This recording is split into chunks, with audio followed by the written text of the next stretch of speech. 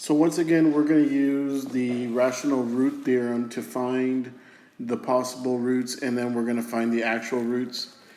Remember that P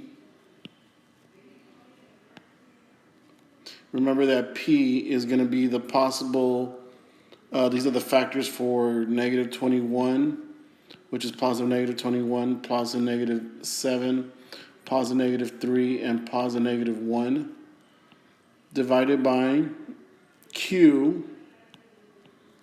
In this case, it's only positive negative 1. So the possible roots are going to be positive negative 21, positive negative 7, positive negative 3, positive negative 1. So now we're going to use synthetic division to check if one of them is going to be a root. So let's go ahead and try negative 3. And we're using synthetic division. So you're going to list 1, 7, 5, negative 21. Remember, we want a remainder of 0. So we have 1. Negative 3 times 1 is negative 3. 7 plus negative 3 gives you 4. Negative 3 times 4 gives you negative 12. 5 plus negative 12 gives you negative 7. Negative 3 times negative 7 gives you 21, which gives you a remainder of 0. So what does that mean? X equal negative 3 is a root. So now our new equation that we're working with is x squared plus 4x minus 7 equals 0. And I know that the coefficients A is 1, B is 4, and C is negative 7.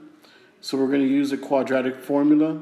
Negative b plus or minus square root 4 squared minus 4 times 1 times negative 7 divided by 2 times 1 is 2. So I have negative 4 plus or minus square root, and I have 4 squared, which is 16. Negative 4 times negative 4 gives you positive 28 divided by 2.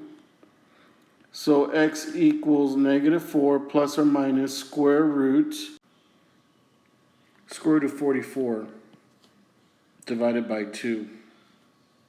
So we have x equals negative 4 plus or minus 2 square root of 11 over 2, which gives you negative 2 plus or minus a 1 square root of 11.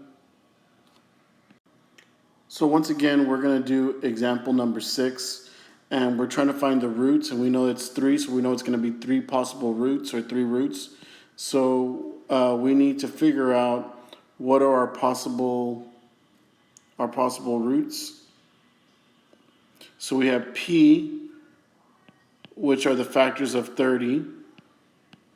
So we have 30, 15, 6. We have 5, we have 3, 2, 1. Divided by Q, which is just the leading coefficient, which is 1. So our possible roots are P over Q, positive negative 30, positive negative 15, positive negative 6, positive negative 5, positive negative 3, positive negative 2, positive negative 1. And so I'm going to try to check if negative 6 is a root. So I'm going to use synthetic division to check if negative 6 is a root.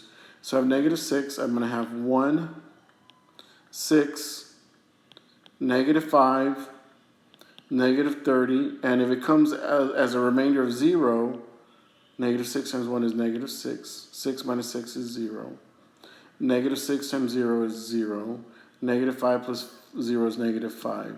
Negative 6 times negative 5 is 30. And like I said, if it comes out to 0, then I know it's a root.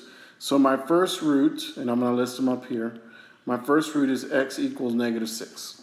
So now I'm left with x squared minus 5 equals 0. And you really don't have to use the quadratic formula. You just have to say x squared minus 5 equals 0. Add 5 to both sides. So you have x squared is equal to 5, and then you find the square root. So x is equal to plus or minus square root of 5. So the other two roots are x equal plus or minus square root of 5. Your homework will be the last two. And just like we did last week, we're going to go over the homework together the following day.